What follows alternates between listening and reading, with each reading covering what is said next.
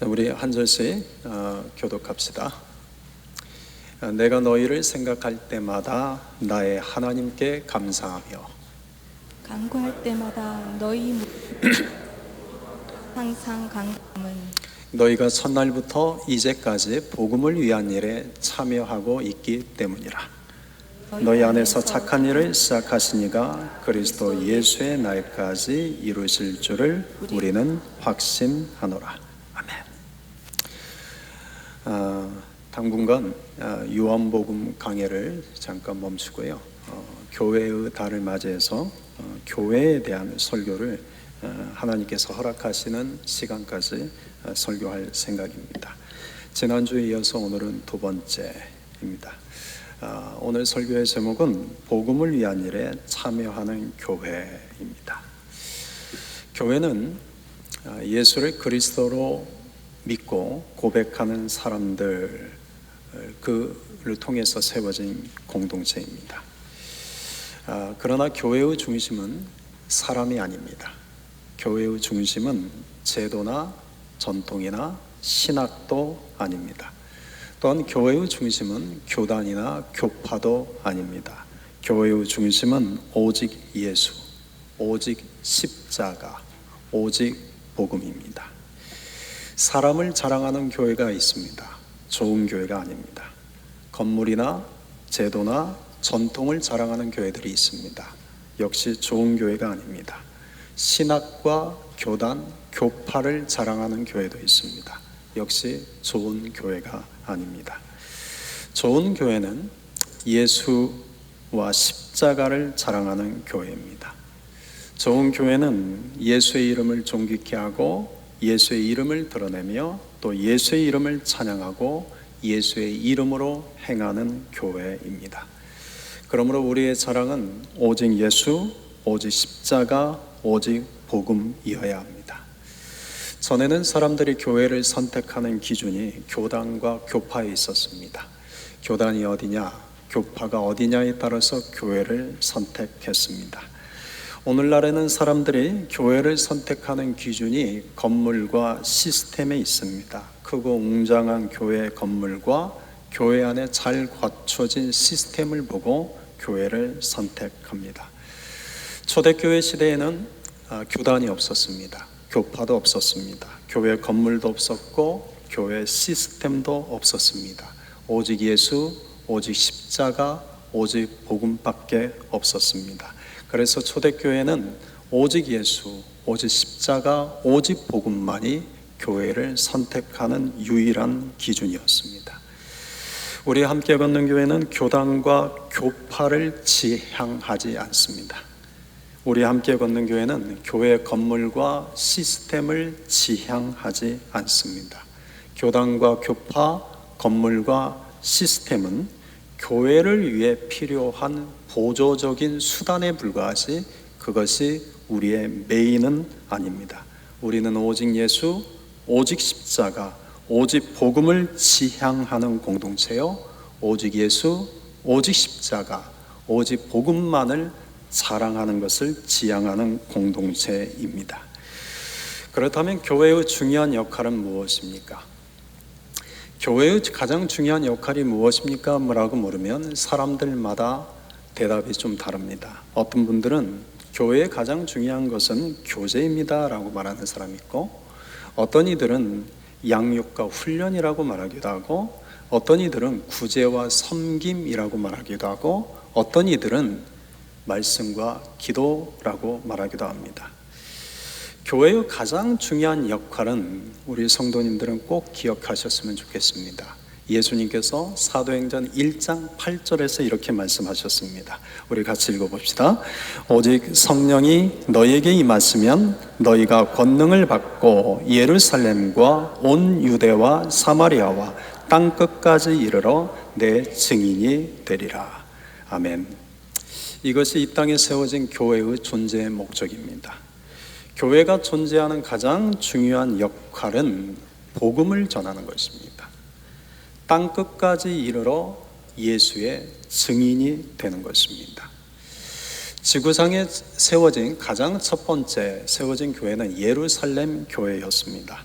베드로가 성령에 취해 복음을 전할 때 그 말씀을 듣고 회개하고 세례를 받고 신자가 된 이들이 많았습니다. 사도행전 2장 41절에 보면 무려 3,000명이나 되었습니다. 이들이 바로 예루살렘 교회의 시작이 되었습니다. 그러니까 예루살렘 교회는 일반적인 개척교회가 아닙니다. 예루살렘 교회는 시작부터 메가처치였습니다. 예루살렘 교회는 코어 멤버가 예수님의 12제자요, 또 예수님의 제자처럼 따라다니는 120명의 신도들이었습니다. 거기에 무려 복음을 듣고 세례를 받고 예수를 믿기로 결단한 3,000명의 사람들이 더해졌습니다. 그러니 예루살렘 교회의 시작은 메가처치였습니다. 예루살렘 교회는 이런 메가처치를 시작해서 그들의 2장 42절을 보면 사도의 가르침을 받아 서로 교제하며 떡을 떼며 기도하는 일에 힘썼다라고 기록합니다. 그러니까 얼마나 신났겠습니까? 그 많은 사람들이 시작부터 모여들었으니 얼마나 기뻤겠습니까? 교회가 처음 시작할 때는 허니문 기간이 있습니다. 이 허니문 기간에는 뭘 해도 다 좋습니다. 우리 교회가 처음 개척할 때 찬양팀이 없었습니다. 음향시설도 지금 굉장히 잘 갖춰져 있죠. 그때는 음향시설도 좋지 않았습니다. 어떤 때는 이게 그냥 육성으로 설교했던 적이 있었습니다. 또 지금은 먹는 것이 좋지만 먹는 것도 형편없었습니다. 그런데 그때는 모이는 것만으로도 좋았습니다. 부족해도 미숙해도 불편해도 힘들어도 그저 좋기만 했습니다. 허니문 기간이었기 때문입니다. 그런데 항상 이 허니문 기간이 지나갑니다. 그러면서부터 이제 사람들 안에 관계 속에 문제가 생기기 시작합니다. 갈등이 생기고 다툼이 일어납니다. 예루살렘 교회도 마찬가지입니다. 처음에는 이들이 너무나 신났습니다. 모이는 것만 해도 얼마나 즐거웠겠습니까? 무려 3,000명이 넘는 사람들이 한 번에 모여들어서 교회가 시작되는데 얼마나 기뻤겠습니까? 그래서 자기들끼리 먹을 걸 나누고 서로 사랑을 나누고 그랬습니다. 그런데 허니문 기간이 끝나자 예루살렘 교회도 교인들 안에 갈등과 다툼이 시작되었습니다. 히브리어를 모국어로 사용하는 히브리파 사람들과 헬라어를 모국어로 사용하는 헬라파 사람들 사이에 서로 원망하며 갈등과 다툼이 일어났습니다. 그래서 12 사도들은 이 교회 안의 모든 행정적인 사역을 7 지사를 뽑아서 맡겼습니다. 오늘날로 말하면 장로 7을 선출한 것이죠. 운영위원 7명을 선출해서 다 맡겼습니다. 그리고 사도들은 오직 기도하는 일과 말씀 전하는 일에만 전념했습니다. 그런데 이때까지 예루살렘 교회가 가장 중요한 것 하나를 놓치고 있었습니다. 그것은 교회에 주어진 사명이었습니다.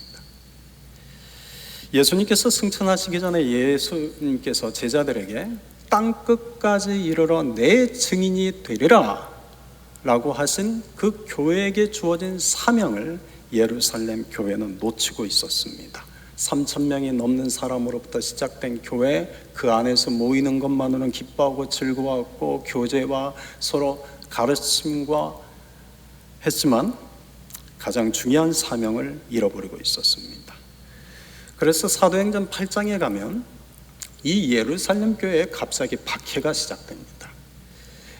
우리가 잘 아는 사도 바울이 전에 사울이었을 때 이 사울을 중심으로 하는 유대인들이 예루살렘 교회를 박해하기 시작합니다. 그리고 교인들을 잡아다가 옥에 가두어뒀습니다. 그래서 어쩔 수 없이 예루살렘 교인들이 흩어지기 시작했습니다. 이 박해를 피해서 유럽 지역으로 흩어져 버렸습니다. 사도행전 8장 3절과 4절을 보면 성경은 이때의 상황을 이렇게 기록하고 있습니다. 사도행전 8장 3절 4절 같이 읽읍시다. 사울이 교회를 잔멸할새 각 집에 들어가 남녀를 끌어다가 옥에 넘기니라. 그 흩어진 사람들이 두루 다니며 복음의 말씀을 전할세. 그러니까 예루살렘 교회에 가해진 이 박해는 하나님의 섭리가 있었구나라는 것을 깨닫게 되는 거죠. 예루살렘 교회를 하나님께서 시작부터 메가처치를 시작하게 하신 뜻은 그 교인들이 땅 끝까지 이르러 복음 전하는 사명을 감당하라고 그렇게 주시는 은혜인데 그들은 그 사명을 망각해 버렸습니다. 그래서 하나님께서 그 교회에 박해를 줘서 교인들로부터 흩어지게 했습니다. 그런데 이 흩어진 교인들이 그제서야 가는 곳마다 복음을 전하기 시작한 것입니다. 그렇게 흩어진 사람들이 세운 교회가 안디옥 교회입니다. 그렇게 흩어진 사람들이 세운 교회가 로마 교회입니다. 그렇게 흩어진 사람들이 사도 바울을 위해 아시아의 여러 교회들을 세웠습니다. 그 중에서 안디옥 교회는 이방인들에게 복음을 전하는 사명을 감당한 교회였습니다. 안디옥 교회에서 파송된 선교사들 아주 유명한 사람들이 많습니다. 사도 바울, 바나바, 실라, 디모데 같은 사람들입니다. 사랑하는 성도 여러분, 교회의 존재 목적은 복음을 전하는 데 있습니다. 교회의 가장 중요한 역할은 땅끝까지 이르러 복음을 전하는 사명을 감당하는 것입니다. 그런데 이 사명을 실패한 교회가 예루살렘 교회입니다. 그러나 이 사명을 성공한 교회가 안디옥 교회입니다. 예루살렘 교회의 시작은 창대했지만 끝은 미약했고 안디옥 교회는 시작은 미약했지만 끝은 창대했습니다. 그 차이는 하나입니다. 예루살렘 교회는 복음 전하는 사명을 망각한 교회였기 때문이요, 안디옥 교회는 복음 전하는 사명을 감당한 교회였기 때문입니다. 사도 바울은 안디옥 교회에서 파송받은 최초의 선교사였습니다. 우리가 잘 아는 것처럼 사도 바울은 1차, 2차, 3차 유럽을 다니며 복음을 전했고 그곳에 교회가 세워졌습니다. 바울은 세워진 교회들마다 오직 예수, 오직 십자가, 오직 복음만 가르쳤습니다. 그리고 그 교회들로 하여금 복음을 전하는 일에 동참하게 했습니다. 오늘 우리가 살펴볼 본문은 이제 빌립보서입니다. 바울이 로마 감옥에 갇혔을 때 바울이 빌립보 교회에게 쓴 편지가 빌립보서입니다. 이 빌립보서는 바울이 2차 전도 여행 중에 성령의 역사로 유럽의 땅에 최초로 세워진 유럽 교회입니다. 그런데 이 빌립보 교회가 세워진 과정을 보면 바울의 계획이 아니라 철저하게 하나님의 뜻 안에서 세워진 교회였다는 것을 알게 됩니다. 사도행전 16장을 보면 본래 사도 바울은 오늘날 그 터키, 튀르키예, 저긴 아시아에 가서 복음을 전하려고 했습니다.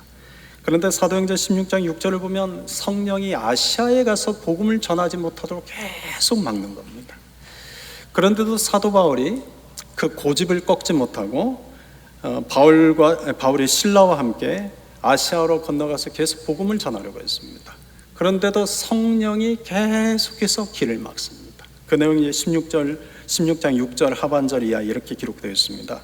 그들이 부르기아와 갈라디아 땅으로 다녀가 무시아 앞에 이르러 비두니아로 가고자 애쓰되 예수의 영이 허락하지 아니하시니라.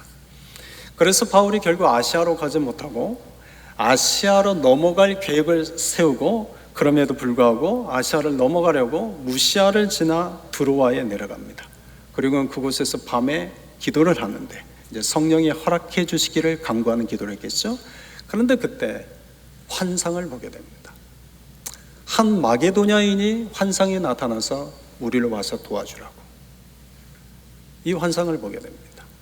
그래서 그때서야 바울이 깨닫기를 하나님이 우리를 부르시는 곳은 아시아가 아니라 마게도냐, 오늘날 유럽이구나, 이걸 깨닫고는 그쪽으로 방향을 텁니다. 그렇게 해서 사도 바울이 처음으로 도착한 유럽의 도시가 빌립보였습니다. 당시 빌립보는 마게도냐 지역에서 첫째 가는 도시였습니다. 로마의 식민지였고 로마의 퇴역 군인들이 모여 사는 도시였습니다.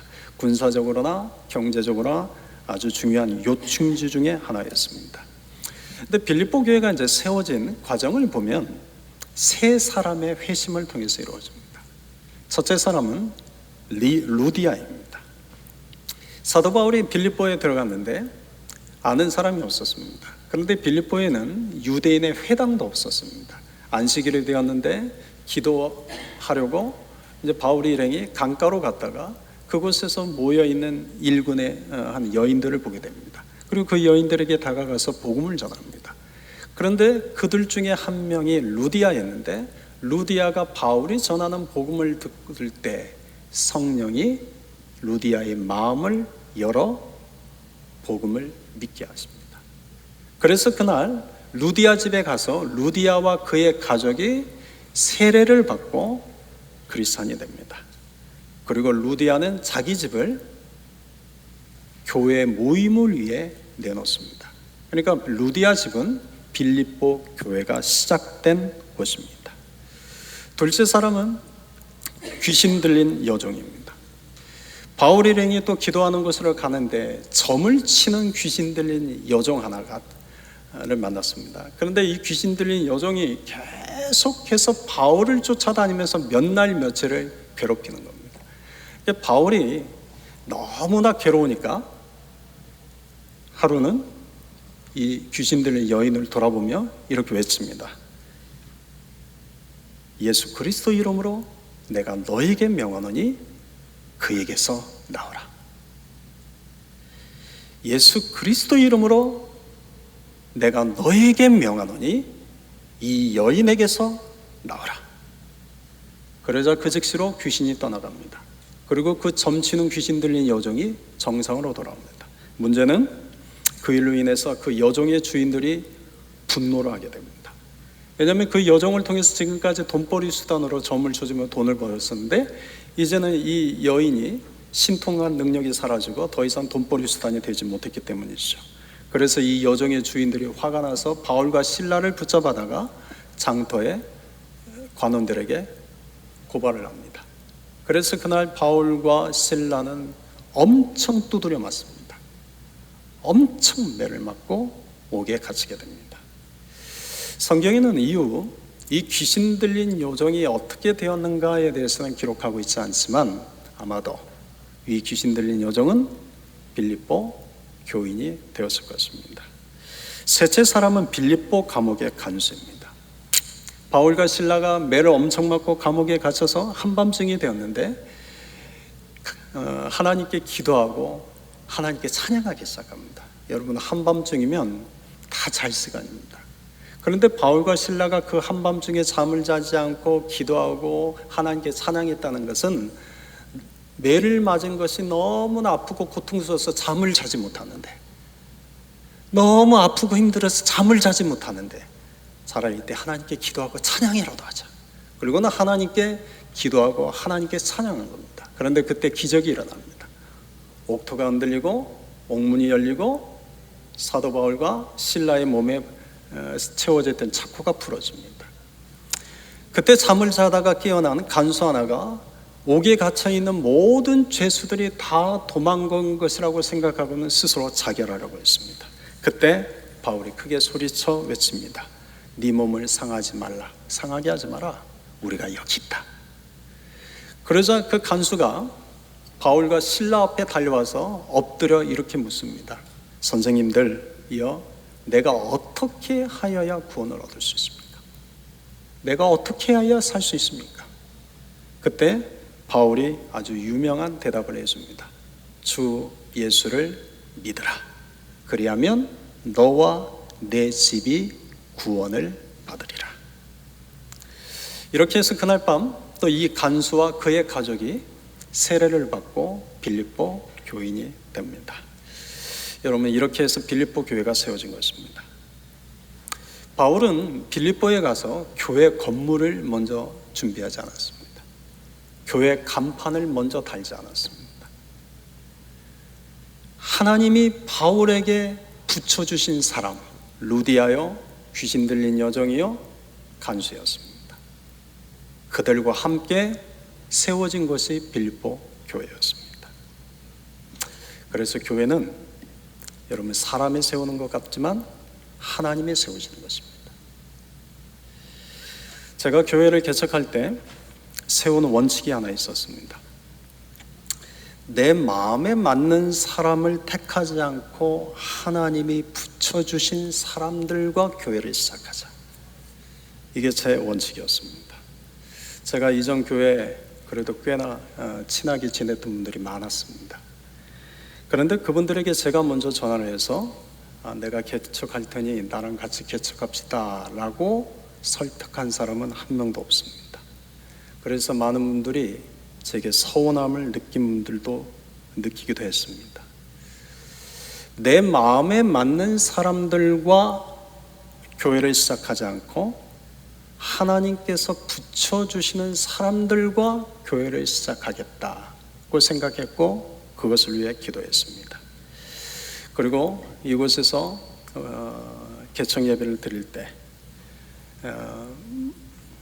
지금 이 자리에 계신 분들 중에 안택 집사님, 안원영 권사님, 최윤식 집사님, 김윤희 권사님, 박경자 권사님, 박연숙 집사님, 안태진 집사님, 권상국 집사님, 권현숙 권사님 등 이분들은 제 전화를 받고 오신 분들이 아닙니다. 하나님이 붙여주신 분들이었습니다. 그리고 그 이후에 이 자리에 앉아있는 여러분 한 분 한 분을 또 하나님이 때마다 붙여주셨습니다. 그래서 오늘 여기까지 온 겁니다. 그러니 저도 이렇게 확실하게 고백합니다. 우리 교회의 주인은 하나님이시다. 내가 세운 교회가 아닙니다. 또한 우리가 세운 교회가 아닙니다. 하나님이 우리를 모이게 하셨고 하나님이 우리 함께 걷는 교회를 이 자리에 세우셨습니다. 그러므로 우리 교회의 주인은 하나님이십니다. 사도 바울이 빌립보에 가서 자기 마음에 맞는 사람들을 불러다가 빌립보 교회를 시작하지 않았습니다. 하나님께서 붙여주신 사람, 그 중에는 귀신 들렸던 여종도 있습니다.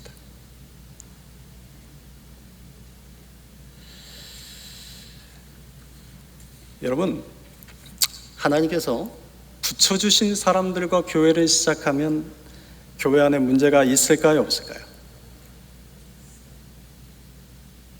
하나님이 붙여주신 사람들과 교회를 시작하면 문제가 있을까요? 없을까요? 그러지 않아요. 여러분, 문제 없는 교회 없습니다. 여러분, 갈등 없는 교회 없고요, 다툼 없는 교회 없습니다. 분명히 하나님이 붙여진 사람들이긴 하지만 허니문 기간이 지나면 갈등이 생기고 문제가 생기고 다툼도 생깁니다. 여러분, 왜 그럴까요? 예수님께서 그 이유를 정확하게 이렇게 설명해 주셨습니다. 마태복음 9장 13절을 보면 나는 의인을 부르러 온 것이 아니요 죄인을 부르러 왔노라. 여러분, 우리는 의인이 아니라 죄인들이기 때문입니다. 우리는 인격적으로 성숙한 사람들이 아니라 우리는 인격적으로 미숙한 자들이기 때문입니다. 우리는 온전한 자들이 아니라 우리는 부족하고 연약하고 문제가 많은 자들이기 때문입니다. 우리는 상처와 아픔이 없는 자들이 아니라 우리는 상처와 아픔이 많은 자들이기 때문입니다. 그래서 하나님께서 붙여주신 사람들이지만 처음에는 허니문 기간에는 좋지만 그 기간이 지나면 서로 갈등이 생기고 다툼이 생기고 또 상처도 받고 또 상처도 주고 그러는 것입니다. 우리는 다 죄인들이기 때문입니다. 빌립보 교회 역시도 문제가 많았습니다. 다툼이 많았습니다. 어려움이 많았습니다. 그런데 중요한 건 이겁니다. 그런 상황 속에서도 빌립보 교회가 잘하고 있는 것이 하나 있었어요. 그것이 바로 오늘 빌립보서 1장 5절의 말씀입니다. 우리 1장 5절 같이 읽겠습니다. 너희가 첫날부터 이제까지 복음을 위한 일에 참여하고 있기 때문이다. 여러분, 빌립보 교회는 세워진 날부터 이제까지 이 복음을 위한 일에 중단 없이 멈추지 않고 계속 참여하고 있는 교회였습니다.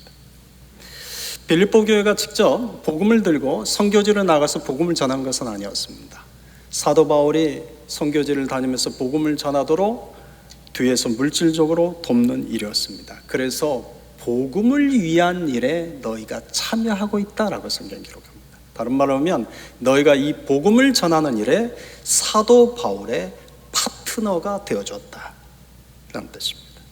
1장 7절 하반절에서도 바울이 이렇게 표현하죠. 나의 매임과 복음을 변명함과 확정함에 너희가 다 나와 함께 은혜에 참여한 자가 됩니다. 그러니까 빌립보 교인들이 숫자는 적지만 이분들이 다 사도 바울의 복음의 파트너가 되어줬습니다. 그래서 빌립보 교회는 사도 바울에게 정기적으로 성경원금을 모아주었습니다. 빌립보 교회가 세워진 것은 AD 한 50년 전후입니다. 그리고 바울이 빌립보서를 쓴 것은 AD 한 62년입니다. 그러니까 한 12년을 꾸준하게 빌립보 교인들은 자신들의 삶이 어렵고 힘든 상황이지만 선교비를 조금씩 모아서 이게 어느 정도 액수가 되면 사람 편을 인편을 통해서 사도 바울에게 전달해 주었습니다. 이 일을 계속했던 겁니다. 빌립보 지역은 박해가 심했습니다. 그래서 빌립보 지역에서 교회를 다닌다는 것은 박해를 각오하고 다녀야 됐습니다. 그러니 빌립보 교인들 중에 경제적으로 넉넉한 사람들이 얼마나 있겠습니까? 그런데도 빌립보 교회는 교회가 재정적으로 어려워도 꾸준하게 중단하지 않고 사도 바울의 복음의 파트너가 되어주었습니다. 교회들이 재정적으로 어려워지면 제일 먼저 삭감하는 예산이 선교비입니다. 선교비는 삭감해서는 안 됩니다. 교회가 재정적으로 아무리 어려워도 끝까지 우리가 밥 먹는 식사비는 삭감하고 또 목회자의 사례비는 삭감해도 끝까지 삭감해서 안 되는 것은 선교비입니다. 선교사님들은 우리를 대표해서 선교지에서 복음을 전하는 분들입니다. 그래서 다른 것은 몰라도 선교지에 보내는 선교비만큼은 결코 교회에서 삭감해서는 안 됩니다. 만일 우리가 직접 선교지에 복음을 들고 나간다면 여러분 비용이 얼마나 들겠습니까? 비행기값 사야죠. 먹는 숙박비 또 따로 내야죠. 여러분 그게 엄청납니다. 그런데 우리가 선교지에 있는 선교사님과 파트너 관계가 되어서 그분들에게 일정량의 선교비를 보낸다면 그게 경제적으로도 훨씬 효율적인 겁니다.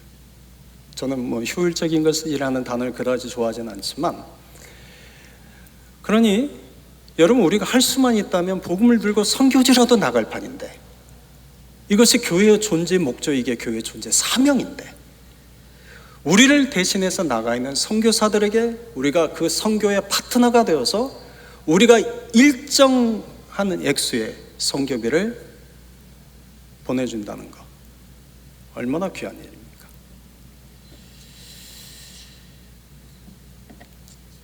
선교에는 두 가지 원리가 있습니다.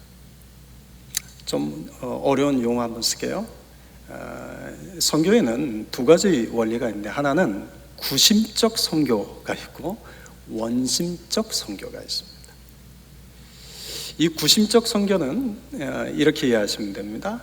사람들이 찾아오게 해서 복음을 듣게 하는 것입니다. 이게 구심적 선교입니다.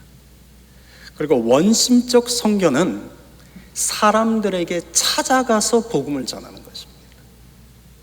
이해가 되셨어요? 제가 설명을 어렵지 않게 하려고 최대한 노력하고 있는데 잘 이해하고 계시죠? 자, 구심적 선교는 사람들이 찾아와서 복음을 듣게 하는 것이라면, 원심적 선교는 사람들에게 찾아가서 복음을 전하는 것입니다. 그래서 성경을 보면 구약 시대에는 대개 구심적 선교였습니다. 그런데 사도행전 이후 시대부터 선교는 원심적 선교가 됩니다. 땅 끝까지 이르러 내 증인이 되리라는 주님의 말씀에 순종하기 위해서 교회가 찾아가는 선교를 하기 시작합니다. 그래서 원심적 선교입니다. 요즘 한국 교회에 유행처럼 떠도는 단어가 하나 있습니다. 선교적 교회라는 단어입니다. 선교적 교회라는 단어를 아마 들어보셨을 겁니다. 우리는 선교 공동체가 돼야 됩니다. 그런데 선교 공동체가 된다는 것은 먼저는 우리 교회는 누구나 찾아오는 교회가 돼야 됩니다. 내 마음에 드는 사람들만 오는 것이 아니라 내 마음에 들지 않는 사람들도 오는 것이 돼야 됩니다. 건강한 사람만 오는 것이 아니라 병든 사람도 오는 것이 되어야 됩니다. 의롭게 사는 사람만 오는 것이 아니라 손가락질 당하고 사람들로 하여금 외면을 당하는 사람도 오는 것이어야 됩니다. 인격이 좋고 신앙이 좋은 사람만 오는 것이 아니라 그 반대인 사람도 오는 곳이어야 합니다. 그래서 교회는 누구나 와서 복음을 듣는 곳이어야 됩니다. 이것이 선교 공동체입니다. 또 하나 선교 공동체에서 중요한 것은 교회의 사명을 잊지 않는 것입니다. 그래서 땅끝까지 이르러 복음을 전하는 일에 복음의 파트너가 되는 것입니다. 그런데 교회가 이 선교적 사명을 잃어버리거나 선교적 사명을 등한시하기 시작하면 교회에 임한 그리스도의 영이 그 교회를 떠나갑니다. 예루살렘 교회에 임한 그리스도의 영이 안디옥 교회로 넘어갔습니다.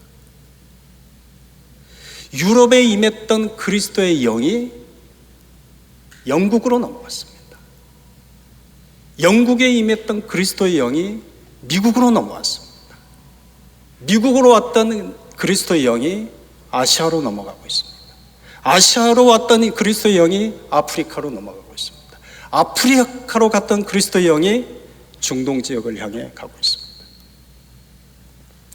2000년 기독교 역사를 맵으로 그려보면 교회가 교회로서의 복음을 전하는 그 사명을 감당할 때는 그 안에 그리스도의 영이 역사합니다. 그런데 그 사명을 잃어버리면 그리스도의 영이 그 자리를 떠나 다른 곳으로 갑니다. 빌립보 교회는 작고 재정적으로 부족했습니다. 그런데도 끝까지 포기하지 않고 복음을 전하는 그 일에 파트너가 되어 주었습니다.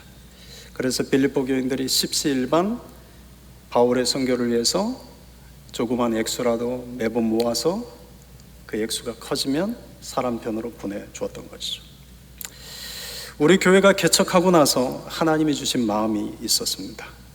여러분, 우리 교회 주보 뒷면에 보면 GMP, Foundation Movement라고 적혀 있는 거 보셨을 겁니다. 근데 저는 한 번쯤은 누군가 와서 목사님 이게 무슨 뜻입니까? 라고 물을 줄 알았는데 묻는 사람이 한 분도 안 계세요.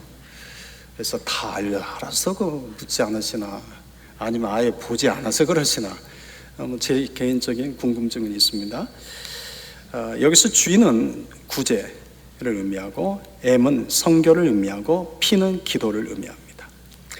2018년 9월 9일에 제가 고린도전서 3장 10절부터 15절까지 말씀을 가지고 예수님은 우리의 파운데이션입니다 라는 제목으로 설교를 했었습니다. 그때 이 설교를 하면서 하나님이 우리에게 주신 마음이 우리 교회가 작지만 구제하는 일에, 선교하는 일에, 기도하는 일에 적어도 파운데이션이 되어주는 교회가 되자, 이 마음이었습니다. 그래서 그때 제가 이런 제안을 했습니다. 초창기 교인분들은 기억하실 겁니다. 우리가 예수님을 한 달에 한 번씩은 식사 대접을 해드리자. 우리가 11조도 하고 감사헌금도 하고 하지만 이거는 하나님께 그냥 드리는 거고, 예수님을 위해서 따로 한 달에 한 끼만 식사 대접을 해드리자. 어떤 분은 형편상 10불일 수도 있고, 어떤 분은 20불일 수도 있고, 어떤 분은 30불일 수도 있고, 그러지 않겠습니까? 여유가 되면 한 달에 2끼도 괜찮습니다. 그래서 예수님께 한 끼 식사 대접해드리자. 그 식사비를 선교비로 드리자. 그 식사비를 구제헌금을 한번 드려보자. 그래서 우리가 작지만 모이면 그것이 우리가 파운데이션이 되지 않습니까? 선교를 위해. 그렇게 해보자.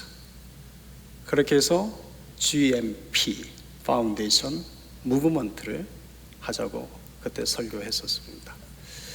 사랑하는 성도 여러분,